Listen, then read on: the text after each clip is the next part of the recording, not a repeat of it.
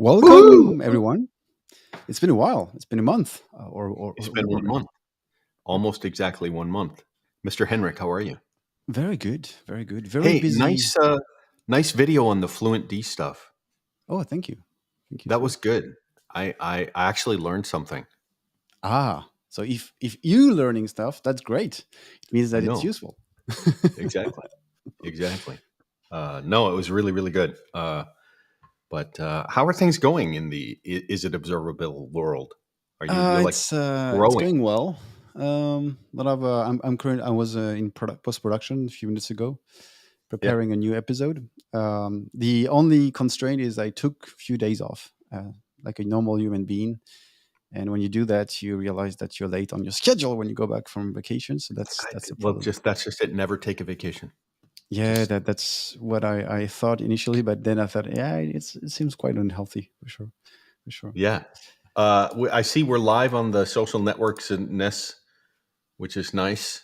Uh, yeah, exactly. Um, and everything's alive and well over there. Yeah. I like So it. just to remind you, so we are in Ask Me Anything live. So we are here for an hour with you guys. So we're currently live streaming on the various social networks where PerfBytes is present. So to just remind you, so if you're connected in YouTube, welcome from YouTube. If you're connected from LinkedIn, welcome from LinkedIn. If you're connected from Facebook, welcome to Facebook and Twitch. This is the last social That's right. network. So, like usual, we will answer to any of your questions during this hour. But before we actually start and answer to any question from the community, so drop your questions. So while we have questions coming in, we have a couple of things to discuss, I think, today. Um, and especially a topic that is more or less related to Kubernetes. I think that could bring a lot Yeah, of interest. yeah, yeah. I am not a Kubernetes user. It's still Not. kind of a foreign thing to me. The only place I run into it is when doing Captain stuff. Oh, yeah, makes Yeah, sense. we're not a Kubernetes shop. There's nothing elastic about our very physical on-premise environment. We But have is our there is there a plan to move on to Kubernetes? for a lot of the sort of this, I would say, tier two or the extended parts of the edge of our application and services networks. A lot of them are running in the Azure world, but even they're not fully. I bet it's coming. I bet it's coming. I mean, we've been a startup company, very small, but we basically we have an OLTP database that runs 14,000 transactions per second. It's not bad. So It is. small into an OLTP database that's pushing 50 terabytes, 40, 50 terabytes. I mean, that's a lot. So yeah, Yeah, it's sounds big database. Swine's quite big, to be honest. Yeah, yeah, Uh, so the topic related to Kubernetes is going to be service mesh. So, Mark, do you know what is a service mesh, by the way? it's a bunch of services that are meshed together, right? Yeah, sort of. So there's a lot of things. By the way, just to if you want to learn more about service mesh, I did an episode related to the topic on my channel, so check it out. But just to remind you, service mesh is one of the solutions that help you to basically route the traffic within your cluster. So Yep. to expose your services out of the cluster, you have different options like the service type load balancer or using ingress. But service mesh is obviously one of the solutions that makes sense because it will manage a lot of features around your service to service communication. So there is plenty of different things around it. So we use service mesh to do that. Yeah. And today to talk about that topic, I thought that I had the chance to meet an amazing project called Meshery. And Meshery Meshery. is a platform, I would say, Yeah. built over the years by Layer 5. And we have the honor to have two guests to talk about it today. So I will bring for Lee first. Lee is one of the main owner of the project. And also we have Mrittika, which was also with us from the project as well. So hi Lee, hi Mrittika, how are you? Good. For my part, I'm not hanging with the cool kids with the purple lighting, but I haven't, I'll get there. They're smart bulbs. They're as smart as a bulb can be, and then you have to stop them from being smarter. But yeah, it's nice. You can change. Like if you want to go, we can go red. Let's see. Let's go red, yellow. How about, yeah, there we go. Let's go green. I'm gonna go green. There we go. I'll be Hey, a you green guys guy. you guys need to teach me how to do that. Yeah, But it's very cool. this is It's an awesome yeah, discussion. exactly. Can we apologize to Lee for basically putting the Perf Bites logo on his wall? Yeah, see, I don't know what you're talking about, but I don't know. Wait, where did Lee go? That's fine. He's been replaced by a very yeah, exactly. Yeah, apologies. It's not as nice as the art, Lee, on your wall. That's actually really, really nice.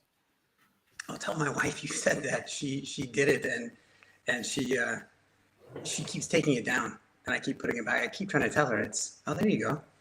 Yeah. There you go. There you go. So it's the Ask Us Anything if you want to ask about guys with partners who paint. It'll be good. Actually, there I pushed it. Anyway, awesome. So Thank you guys for being here. Meshery. How did Meshery stop meshing around? You probably heard every variation of the playing around with mesh. Like if you've got huskies, mesh. The dogs are meshing. No, that's a new one. That's yeah. Yeah, Mesh potatoes. Yeah.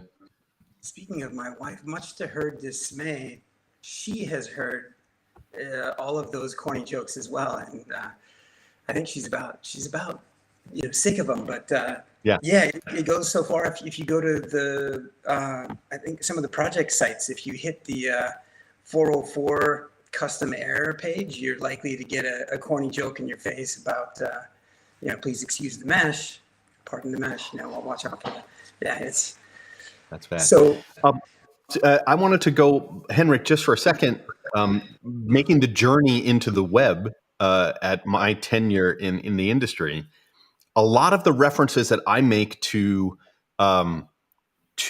service mesh come from service fabrics and actually physical fabrics in like storage and host worlds, like building giant sand fabrics or a topology where we're working in Microsoft labs and we could put storage all over in any lab and move data around. There was a lot of dark fiber between all these different places.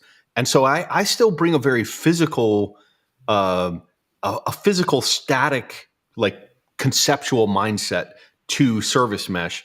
And you guys, it's actually not that at all. We started talking about Kubernetes. It's a fully elastic, morphing, evolving kind of thing. And you guys have done some amazing stuff with it. So maybe you could talk a little bit more to bring people into the new world of what you guys are doing. I'm gonna not hog the mic, just in case, Mrittika, if you wanted to say Sure, a few go ahead. words about it. Sure. Oh, okay. So I think in general, service meshes have come about from the concept of proxy, and proxies like Nginx proxy, and then of course Envoy came in the field, got introduced by Lyft. Lyft had the architecture, and then Google came and created it, and now Istio is now part of CNCF. Just this week, it got contributed, and then Lee and his team came about and created with Layer 5. They created this excellent tool, and we have been contributing. We have been working with him, and I would let Lee explain how his journey started with the service mesh and how performance. While he was thinking performance, we were slugging it out in our labs, trying to figure out how to do performance benchmarking with a service mesh. Instead of 10 tools, if we have one tool, it would be good. And then you see Meshery comes into the field. So Lee, take it away. Yeah, thank you. Yeah. Service meshes hit a real sweet spot for me personally. Just having been focused on networking as part of my career, a part of my career on observability, on performance. So I hesitate to say where my most recent performance focus was, for fear of it might be a 4-letter word in some countries, maybe. But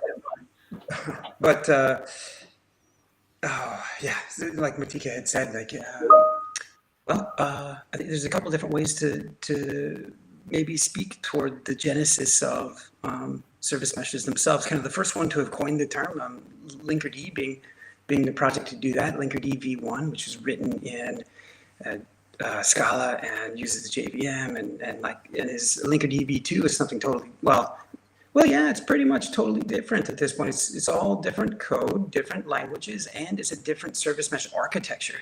There's a number of different architectures by which service meshes are deployed. There's a new one that's sort of been softly announced in beta from called Cilium, and it's helping bring back part of the different architectures of how to run the proxies that Mrittika was speaking to. Part of how I like to, sort of leaning into maybe where Mark's headspace is, part of how I like to think of a service mesh is about resiliency. If you were to take a 3-tiered web or 3-tiered app, and you think about how you're breaking out those tiers, so you can have some amount of kind of vertical scaling, if you will, you'd probably end up putting at least like a virtual IP address out in front of the whole, web tier. And then, if you've got an app tier and a database tier, because you've got multiple instances of those things, maybe you've got a VIP or a load balancer in between, so you've got 3. And it's great that increases your resiliency and increases your, and so, it's like, what if that single load balancer falls over? So, probably you should have a cluster of those. And then as you kind of scale out your resiliency, it's like, hey, these proxies start to get proliferated across your services, and then you need a way of like doing config management of your data plane proxies, and so you have this control plane, and if you get me started talking on service mesh, I won't stop. Like, there's just a lot to networking is so deep and wide. Like, there's so much to do. But Yeah. maybe And Lee, can you go? Sorry, go ahead.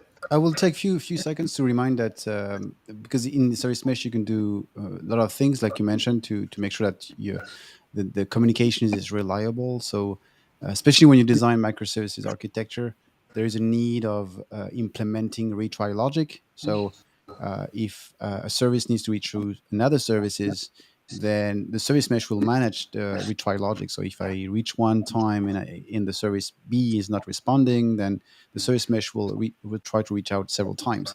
So the service mesh provides a lot of small features like this, though. To manage the certificates within the cluster and circle them in a regular pace.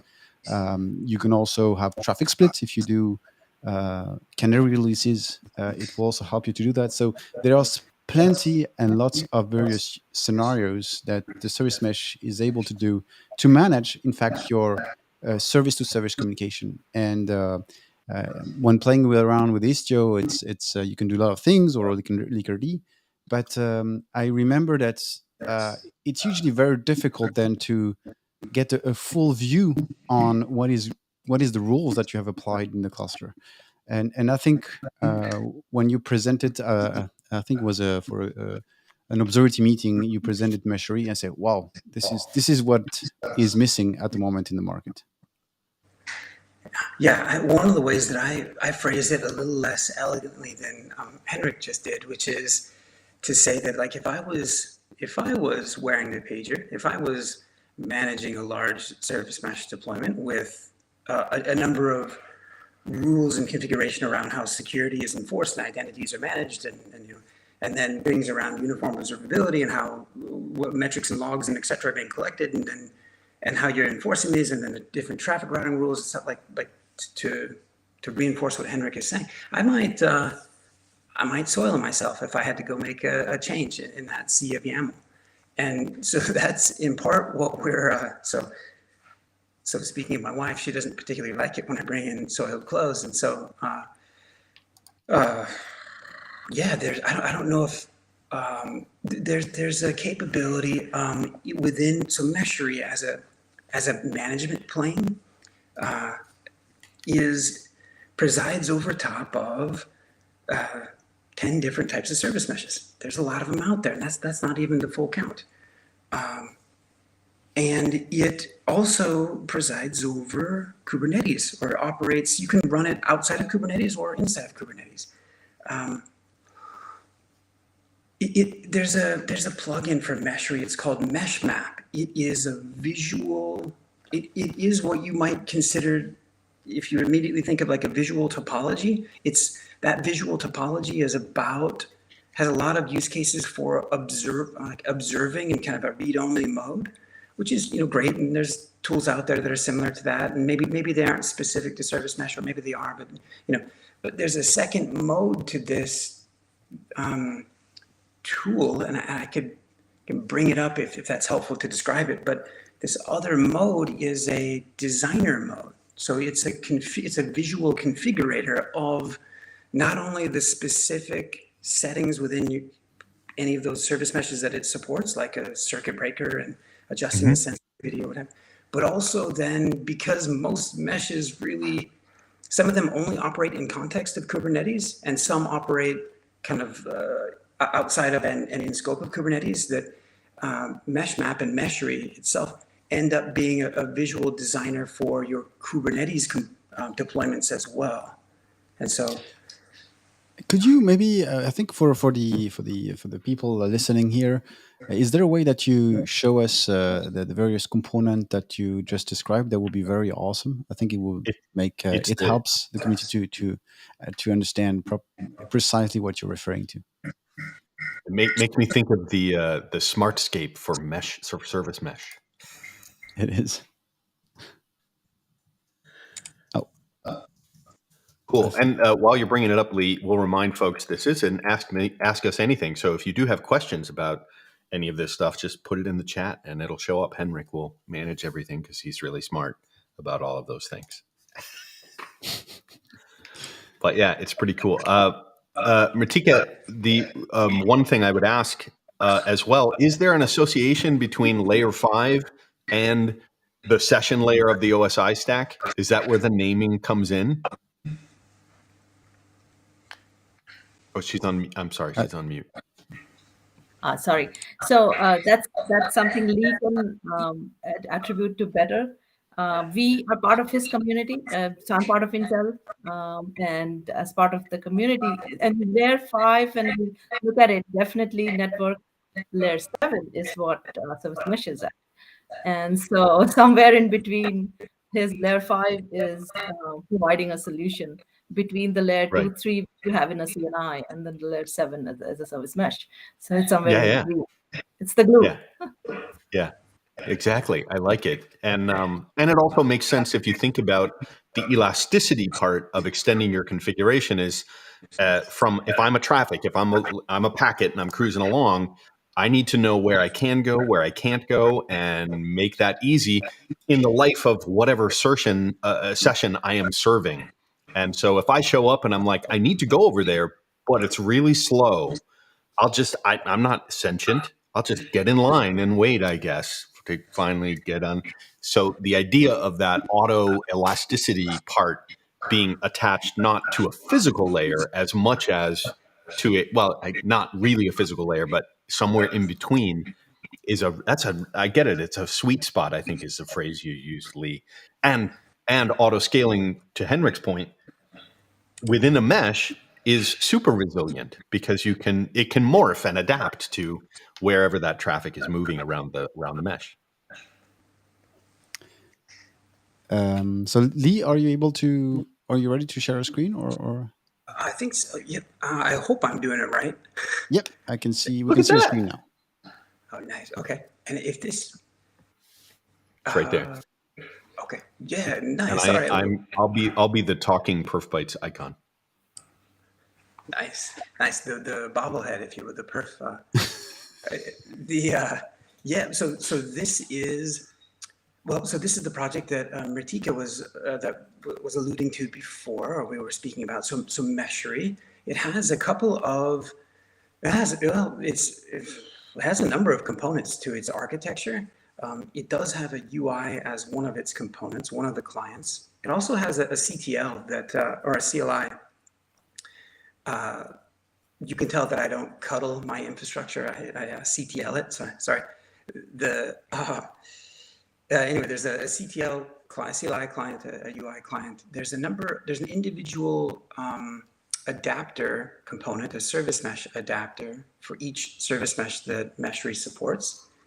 And so Meshery, wow, I can't control my mouse. Meshery is running here locally on my system. I'm running Docker desktop on my system, which has got a single node Kubernetes cluster. Meshery, as it turns out, Meshery's got a couple of different adapters loaded. The adapters, some of them work pretty similarly because some of the service meshes are, they're all have their own differentiated value, which is why there's individual adapters. And some of them work a bit differently based on them running as a managed service or something else. So in this environment, it's just a real simple overview of the what's deployed.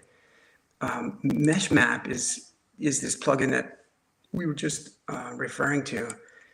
When users drop in, they're able to go over and grab the specific capabilities of any of those service mesh adapters that are loaded for any of the versions of that mesh that they might want to design.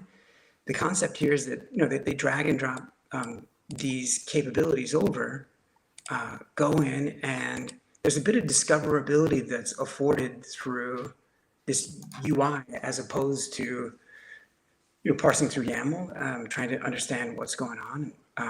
The inline help here is all specific to the components. Maybe I can get a better example. So console is produced by HashiCorp, and so I like to pretend that I know a lot about service meshes, but when it comes to trying to keep track of all 10 of them, I fail to know what the gateway TLS SDS config is, and so that type of inline help is really helpful. And people can use this to design their deployments. The deployments may or may not even use a mesh. Actually, you could just use this to design your Kubernetes configuration, your Kubernetes deployment as well. You can save those designs, recall them. So ours just saved right here. This one is, this one's for a DockerCon demo that's coming up,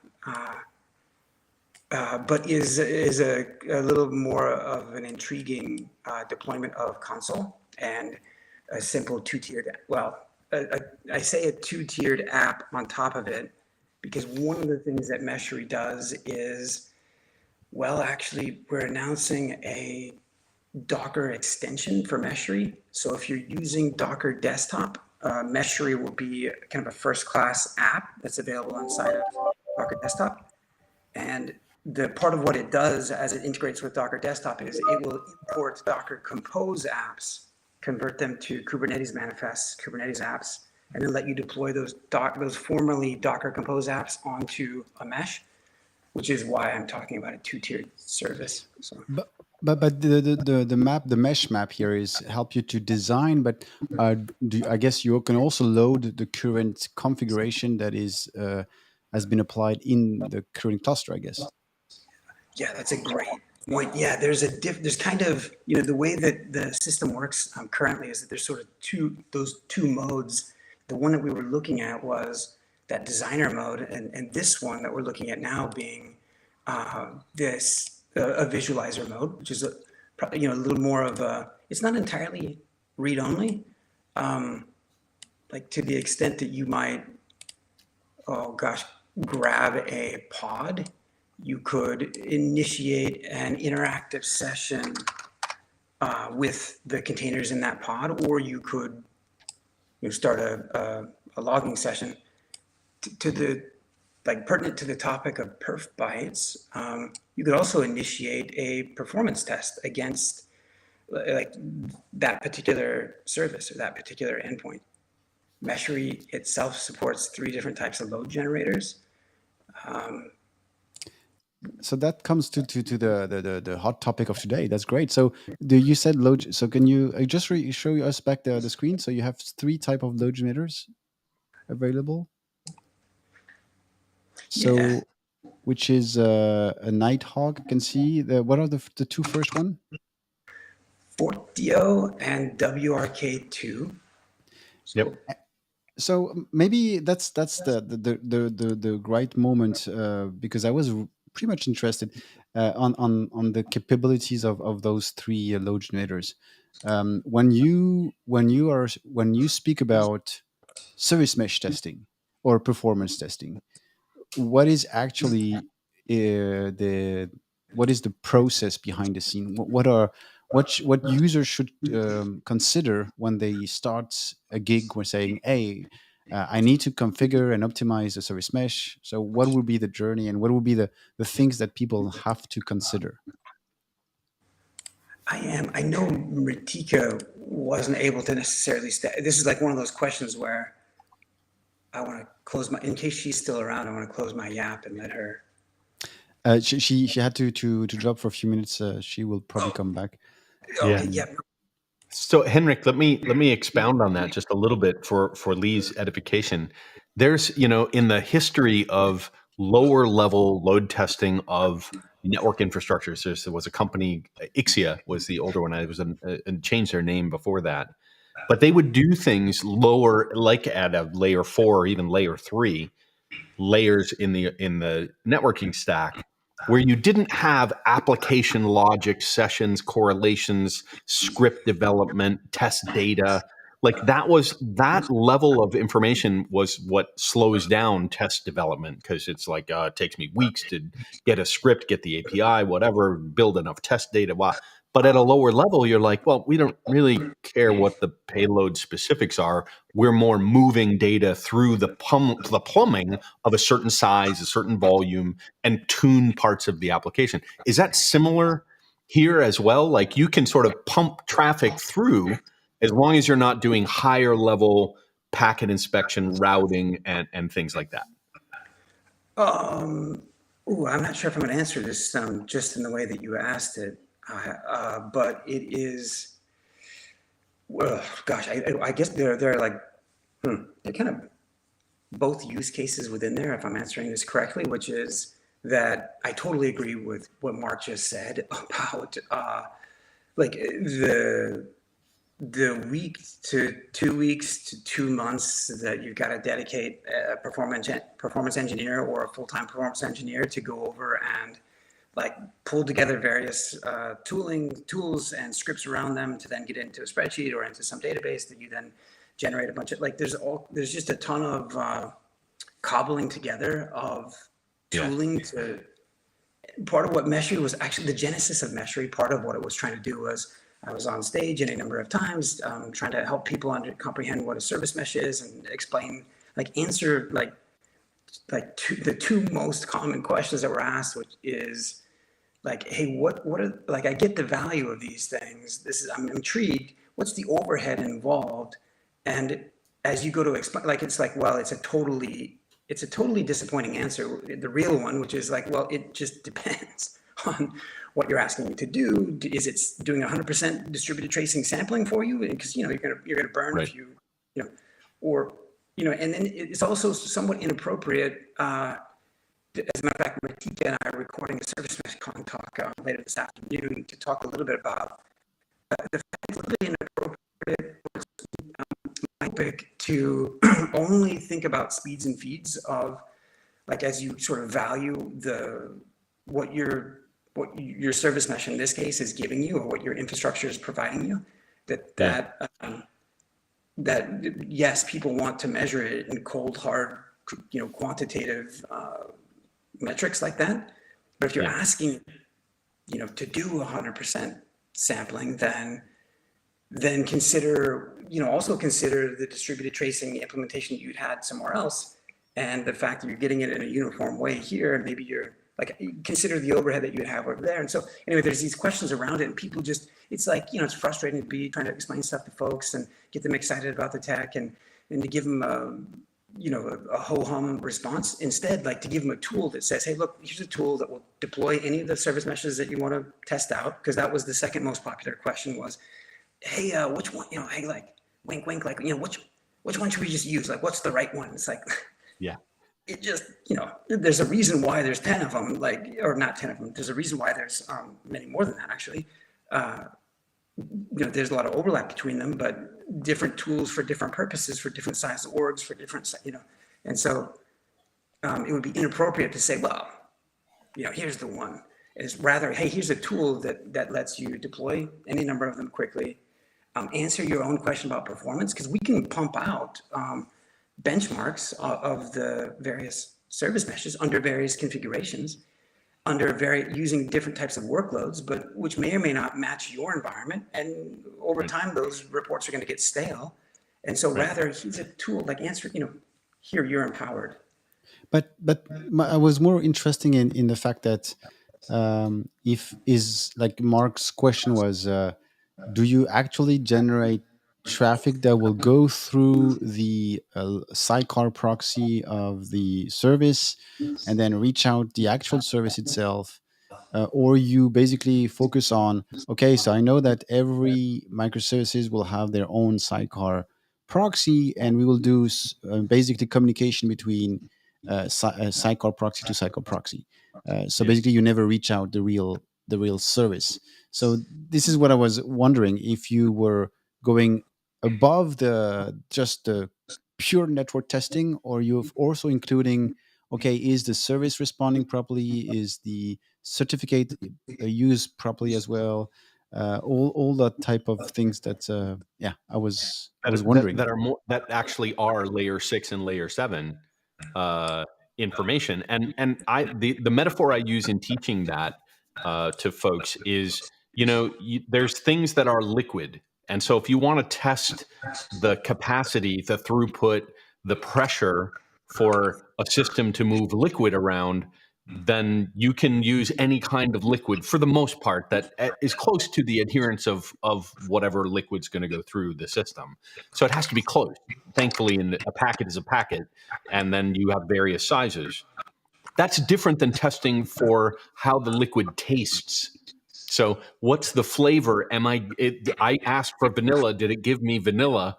And sort of whether it's in liquid form or semi-solid form or whatever is different. So it's like testing for, I can move liquids around really fast and efficiently, is different than asking for the right liquid and the right flavor of, I must be hungry. Maybe it's an ice cream delivery. It's a frozen yogurt mesh. Yeah. To Henrik's earlier question, it's that load is actually generated on demand or on schedule against one or more endpoints, one or more of your services, or something that's not even your service. So the test that I was just running here was like, hey, let's generate load not against something running within your infrastructure, but something external. Do statistical analysis over based on the configuration that you gave it. And so, the answer is yes. The traffic flows through through the mesh and hits a real endpoint. Yeah. Through the sidecar. That's great. Did I say that right?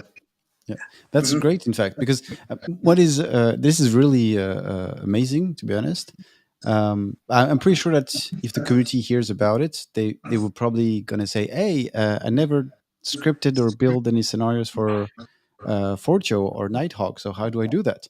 Probably people will say, "Hey, I'm a load runner, or I'm a NeoLoad, or I'm a K6 user. I want to use K6 or load runner or whatever to do that same thing." So what is the journey on those load generators? Is it the same thing? You have to sort of somehow build a workflow of requests that you want to send in that scenario? The story is getting better. That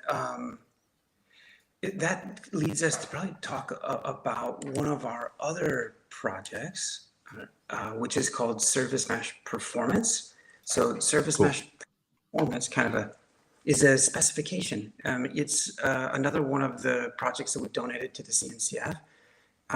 This one whereas service mesh performance is the spec. Meshery is an implementation of the spec. And Okay. so at a high level, while there's some devil in the details, while there's some devil in the details at this point in time, at a high level, what Henrik had asked, the correct answer is, if those other load generators were to adhere to, how do we standardize that how you describe the test that you want to run and then hand off that configuration to a load generator is this. So the performance profiles that are created here, you're not going to download them, but this descriptor is a part of this project. Gotcha. Cool. So basically, you have implemented a standard for the industry on what is in the actual service mesh test, what it is, and then standardize the format so then anyone can use the same format to design their script or this test or whatever they want, and then use it to test. And this is great. I mean, I had a dream a few years back when I was working in the performance engineering landscape. Say, hey, why don't we reach out to Marco Focus, to K6 and the others, and make that standard? So then when I build a script, if I use script, I don't know, load runner today, and I want to use neoload tomorrow, then I don't have to rewrite everything. So I think that is an amazing idea. Yeah, and I think there's the other part that's been out there are sort of industry standards for, can I hit like a WSGO page? Can I hit a health check? Can I hit like standard metrics page within, like, you may be running a full Spring Stack, or you've got a full .NET Core infrastructure or something, but even your application is doing what it does, but you still have sort of an industry standard kind of health check kind of thing, which if you go even lower is just an ICMP ping. You could go through pinging through stuff, or an HTTP version of ping to go, I can connect and get back. So there's also thinking about the whole stack. Again, you could be like, I can move packets around and I can tell a lot about performance even further down than a layer 5, to use that from a session. There's no session created, but I know I can move n number of packets per second of a certain size around the mesh. Then you could get, if that looks healthy and you're like, I think this is going to fit for our design and capacity and kind of what the thresholds are that we're going to run with, then you come along and say, now that I've got real scripts, plug in some real scripts that are going to hit real endpoints that do more work within the system under test. But this is cool, and it is similar to the older Ixius stuff that's could go all the way down to layer 3. Mark, you're hitting it on the head. Like some of the stuff that I think is fairly interesting, and outside of just like actually both of you have had some great insights. Henrik was just like highlighting the fact that setting aside service meshes, even setting aside Kubernetes, Meshery will deploy to your Docker, your local. It's just running on Docker desktop for me, and you may or may not point it at a service mesh or point it at a Kubernetes. You might just be it might just be convenient just for its own, the way that it does load. It wraps around a load generator and kind of runs that for you and helps you with the analysis and the storage. So that's one insightful thing that not a lot of folks always point out. And then of what Mark is saying is like, oh yeah, like there comes the juicy stuff of like, okay, so Henrik was saying there's this function in a mesh, and then there's this one, and there's this one, and it's like, if you just like, someone had mentioned retry, I think Mark had mentioned retries earlier. What a great example of like, great, okay, so in a given environment, in our deployment, we have 5 microservices, and we want them to be resilient. And so, should we turn on so we need to set a retry in case there's a failure to communicate between them. And so, we want it to be really resilient. So we probably, have like 1,000 retries. And well, geez, I don't know. You might kill something if you do that. Like, okay, well, so we just have like 10. And so what's the right answer? And Mark's like articulating it really well with, I think if I was following with the ice cream, with the flavors and things, it's like, hey, what is the right flavor based on what's acceptable to us around latency? We can retry up to a certain, like and that's such a dynamic thing too, that it's like, well, yeah, this week or today we have 4 nodes in our cluster, or we have 5 microservices, and we want to hit this minimum bar of this latency, and so the maximum resiliency that we can get to, like, there's this inflection, Yep. there's this optimization algorithm that you gotta, and good luck with Excel or what have, or Yeah. so we really have been investing behind Nighthawk as the load generator for us to do some of what Mark is saying, which is like adaptive load control. And I'll pause there because I just I'll rant for another. But like, yeah, like, hey, hey, is my circuit breaker too? Oh, Mark, you might like this. Is my circuit breaker too sensitive? Shoot, I don't know. Yeah. Hey, Mark, what are you running at, Mark? Like that'd be nice to just use as a reference. It's like, well, there's an emergent set of patterns. So the ability for people to design a given capability and export it becomes a pattern. And so Yeah. we've been working on curating a catalog of those patterns for people to come and share. And I don't know if this is Oh, nice. That is Yeah, really that's great. cool. I have like 3 different versions of a circuit breaker, or what's like an overpressure valve is what we call it. And we always have these, since we're in payments and stuff, everything's like, if you were standing in line at the bank and something really crappy was happening, how do human beings behave with one another? Well, they do things like someone new shows up in the lobby and says, "What's going on?" And another person says, "I don't know. It's taken forever." "Oh, how long have you been here?" I've been here for 10 minutes and I'm thinking about bolting." "Oh, I'm not going to wait. I'm out of here." So I'm like, that's what actual transaction requests are doing while we're waiting for Amex or some big bank somewhere to like figure out, well, I guess we should get off the mainframe and start processing some transactions. And it's the sloth in the system, which you could find using these tools. You could find it at a very low level easily. Once you came up with a better circuit breaker, then you could say, hey, if anyone else out there is having to make these calls to processor X, they operate this way. They have 6 endpoints. They tell you X, Y, and Z how to work. Here's a circuit breaker pattern that works to get better performance or resiliency using that architecture. That's a brilliant idea, Lee. That's pretty cool. But Lee, the how, because here the those pattern that is built, people can use it. I guess if people build it, they could also be similar to, I don't know, Java or Nugget package in .NET, or any language has their own like a central repo. So you're Artifactory kind of trying to stuff, build a similar repo for those patterns. So I guess in the future you will also describe a process where every single company or engineers could build their own pattern due to their implementation. Say, hey, now this makes sense for everyone, so I'm going to push it to the service mesh pattern. Yeah. Henrik, we see the same thing happening as monitoring as code. So you've got configuration of all the monitoring tools, configuration of OpenTelemetry is also part of something that lives in code and runs along. So you could say, these are your approved patterns, proven. I'll say, well, approved. I don't like certification. I like optimization and joy instead of governance.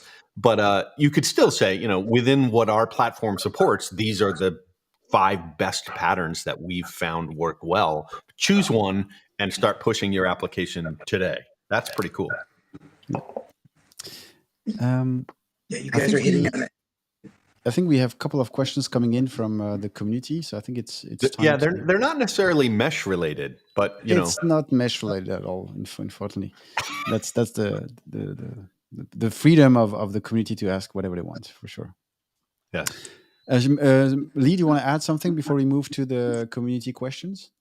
I just had to, well, it was in part like, yeah, precisely. And what would people use to build those patterns? Well, a visual configurator, hopefully, like that makes it a lot easier, and then to be able to share those.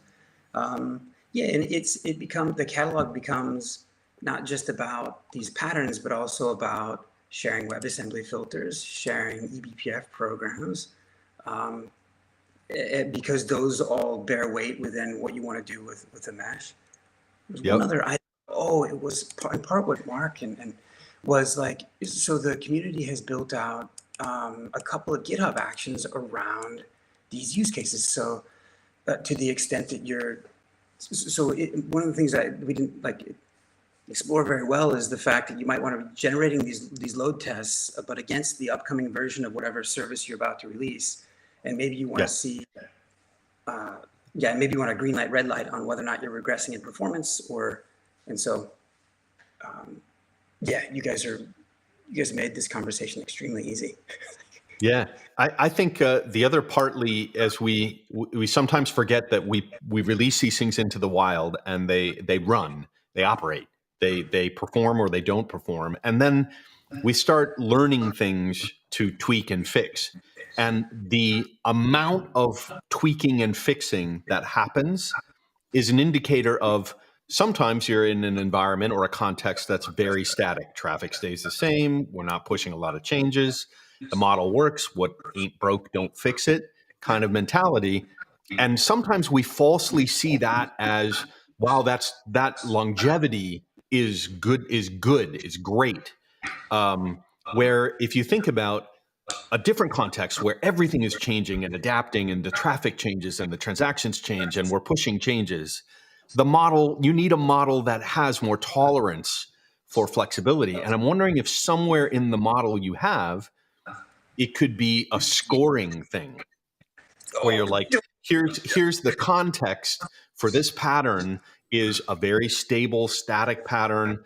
It's proven X, Y, and Z. But if you start putting in a lot of changes, wow, it'll break pretty quickly. So that's where my head goes. Just like, especially when I'm thinking about architecting or engineering things for the future, what are the opportunities for this model, these ideas to break and or be inflexible? And maybe that works. Maybe, hey, this thing, we're going to install it and let it run, and we're never going to touch it.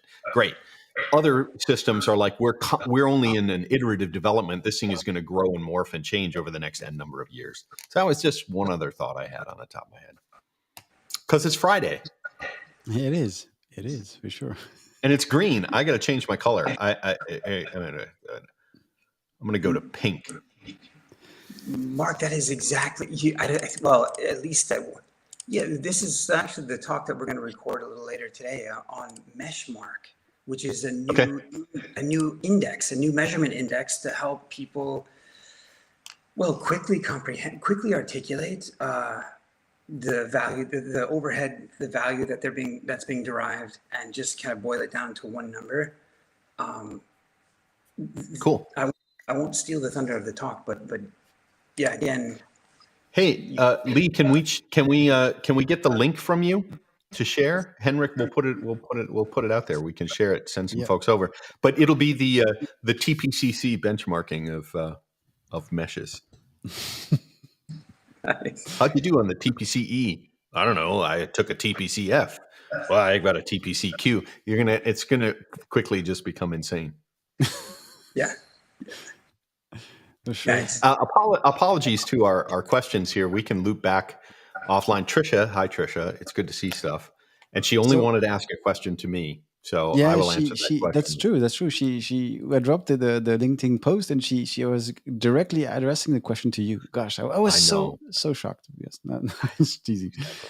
So we have one question, to be honest, which is pretty interesting because it's not related to service mesh, but it's related to at least observability, and this is something it's top of my heart. So I'm gonna.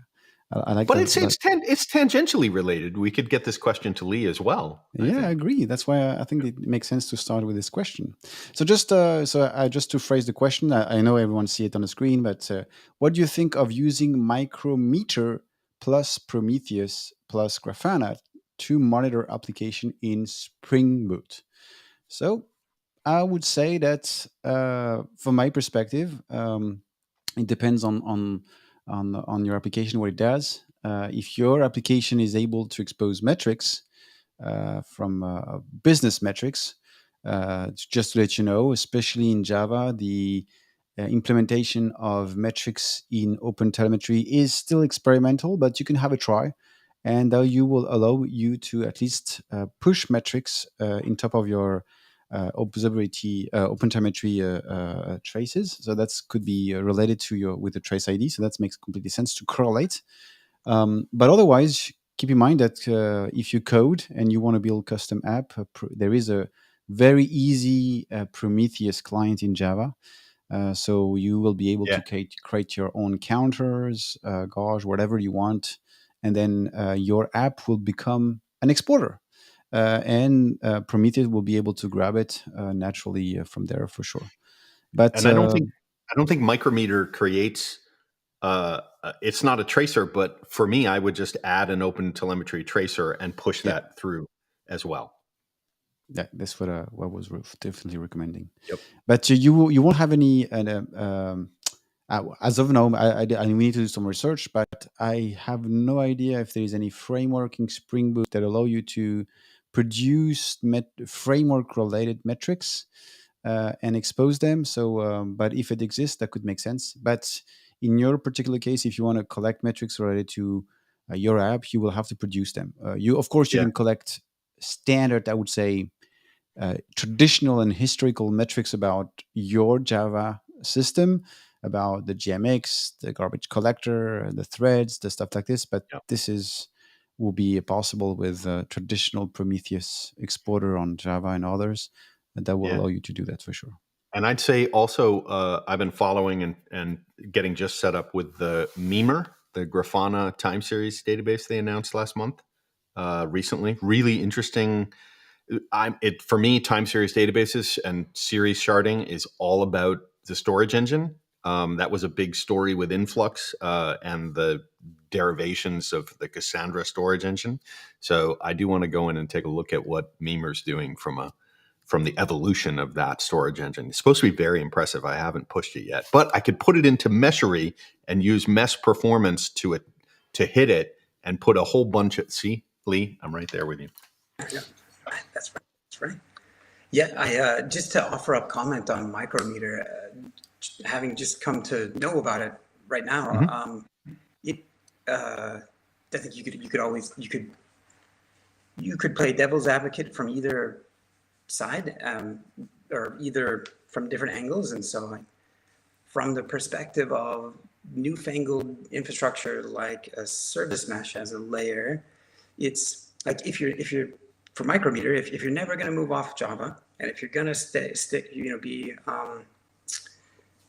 with Spring Boot, and all of your services are uniformly using that, like, hey, what a great way to kind of stick it to the man. The man being all the observability vendors, if they represent the man.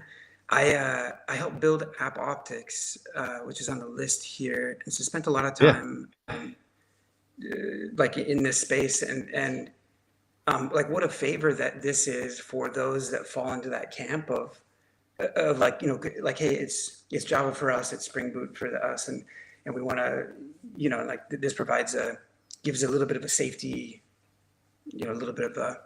This I assume it also provides just some convenience around integrating with those observability providers, and so I assume that there's some nice things. I think that in the face of a service mesh, there's this, like, part of the premise of it is a strong sort of statements around, hey, hand that off to the infrastructure. Let the infrastructure, maybe its instrumentation isn't going as deep as you need, and so that there's certainly it doesn't take too much to justify additional instrumentation, like Henrik was saying with Prometheus or whatever tool it is.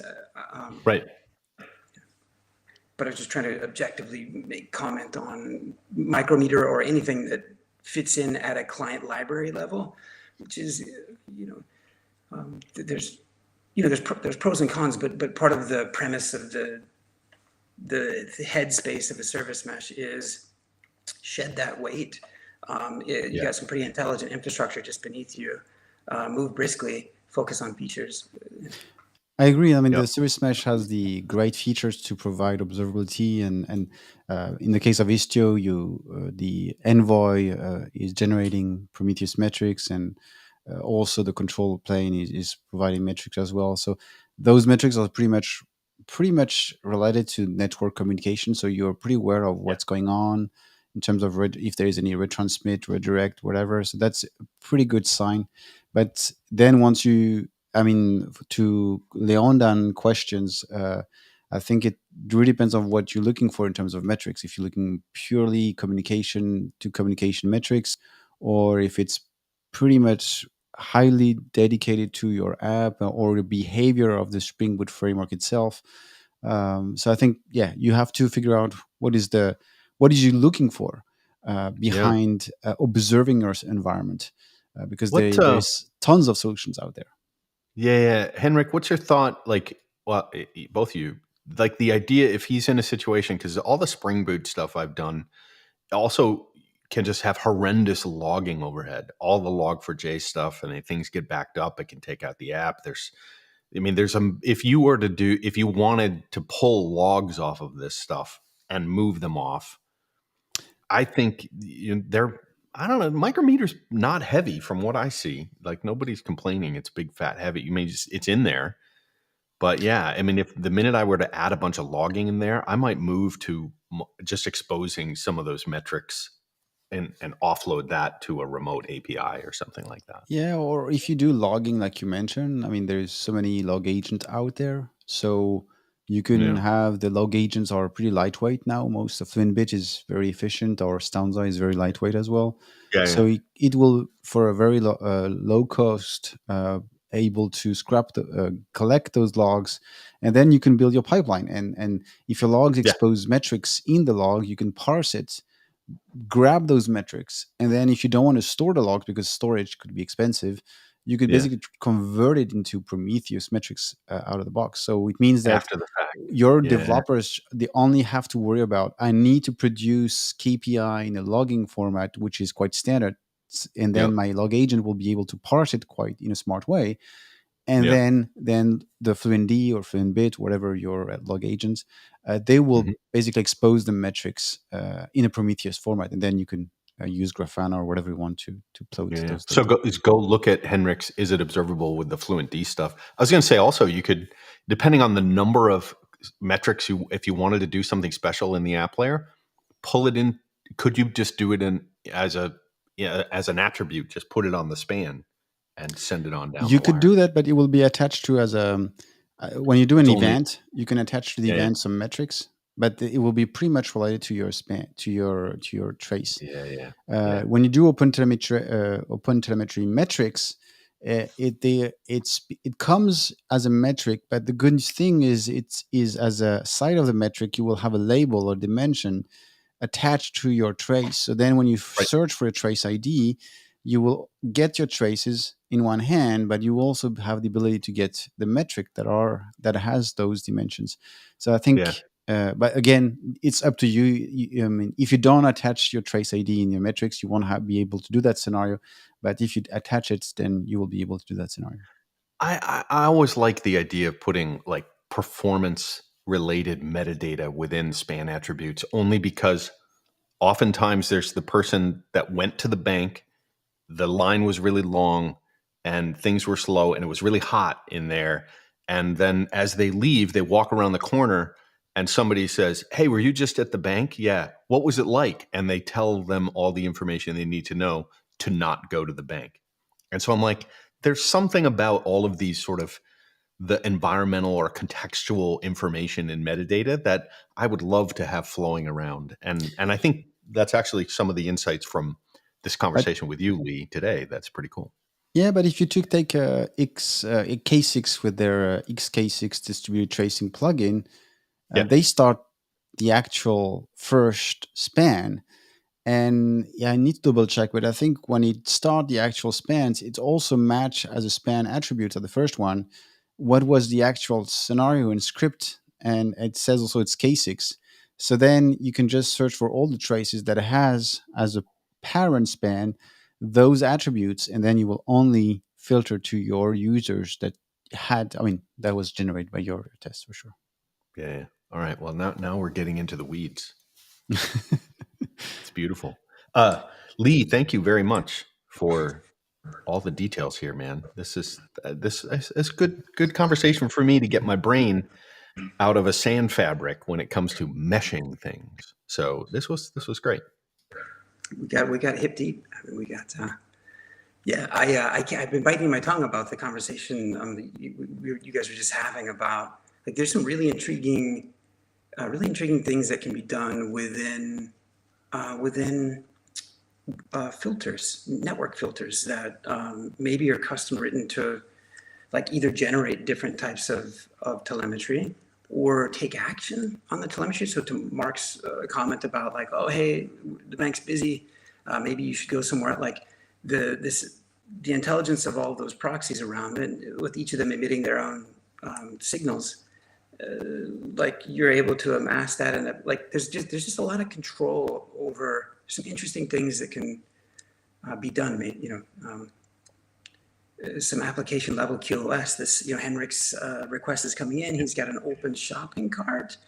Maybe we should let his through first, and so that like loosely relates to micrometer, and to Henrik's, like, really good, I think, gently placed point is that, like, just like everything else, a service mesh and the observability that it provides is not a silver bullet, and there are excellent aspects of its qualities about handing it off to the infrastructure, some uniform observability. But hey, it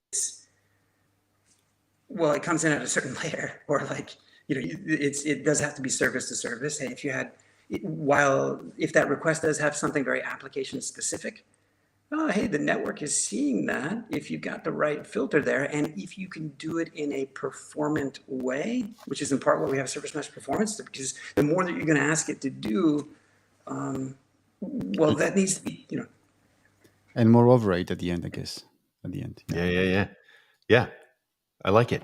It's a beautiful thing.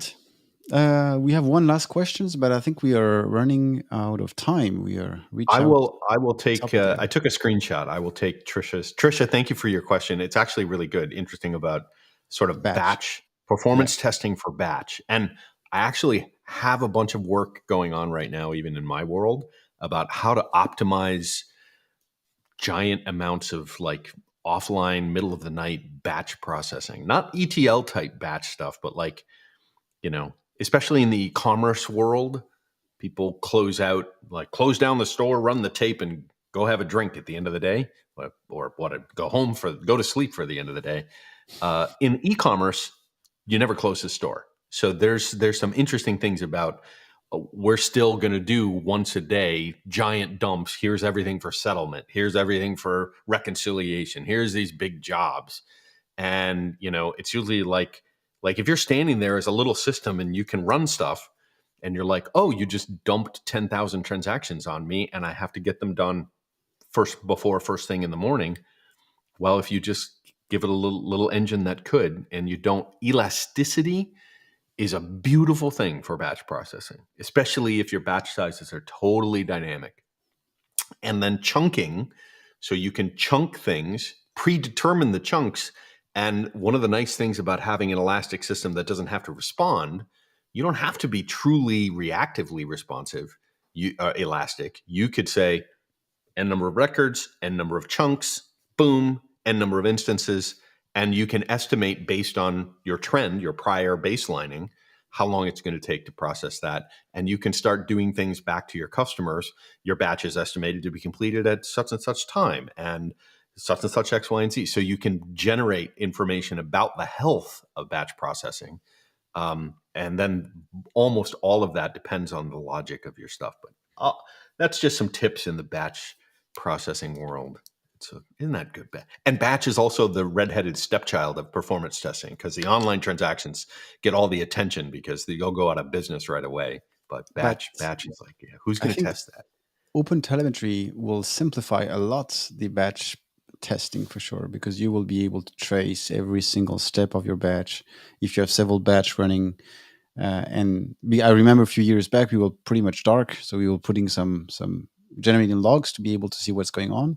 And I think now with the tooling that we have now today, it's just impressive what we can achieve in the next coming month. You need a profiler. I think the two conceptual ideas I always have for batch are, one, determining whether batches are dirty or not, meaning do they come in with large diversity and variation, meaning is that data coming in the batch, does it have anomalies? Is it high, medium, low? If it's low anomalies, then the second part is, can I take that code and strip out all of the logic that I don't need to check? And if you have to do 10,000, 100,000, a million transactions in a batch, saving 10 milliseconds here and 20 milliseconds there and 30 milliseconds there adds up really quickly. Like shaving off 250 or 300 milliseconds on a 250,000 line batch, and plus some elasticity to scale this thing out, you can go from running stuff for 6 hours, running them down to 1. And then the other thing, Henrik, I'll say is, outside of tracing, profiling, and figuring out what's happening at either step, there's also the destination. If something's running in a batch and there's a data store that has to be updated behind the scenes, you've got some major data optimization happening for throughput back there. Sure. So if you got to transform these records and lay them down, well, how do I do that efficiently? And can I do some of that into temporary space, get the metadata to keep the business running, and then slowly over the next day go through a longer form of getting it laid down for true consistent data use or whatever. So I have stuff right now where people are like, we're going to send us 10 to 20,000 records a night, but it could run 3 days, like any time in the next 3 days. I'm like, really? I'm like, all right. So that's fine. I mean, it's great. So we can do something really fast and give some feedback that makes us look great to the customer. And then we can fire up this long running parallel process. So like, let it trickle. It'll just go through and run its thing. Low overhead. We could even use some serverless functions. Wouldn't be too expensive to just let something run in the background, chew through the records, and then get them in a database. Yeah. That was Those are my. That was very interesting. Cool. All right. So next time on PerfBits, we'll talk about batch testing. That would be cool. Oh. All right. So I think we are top of the hour. So thanks, Lee, again. Nice conversation. I think it will be very interesting to look a bit more on the specification of service mesh performance testing, because that will be very interesting to see what's behind that. I think as a call for the community, it will be good to have the similar approach for the performance engineering in general, because it will be great to have a standard. And and I will really love to see other toolings in Meshery to also have let the user that has already built some scripts to be able to rerun it. That would be great for sure. And thanks for turning me on to Nighthawk. I got to go check that out. Oh yeah. Thank you, guys. Yeah, that's great. Cool. All right. So thanks. Enjoy your evening, guys, and enjoy your day. Enjoy your weekend, and see you soon for another Ask Me Anything. See you. Yeah, we'll see you soon enough. Bye. Thanks, Lee. See you guys.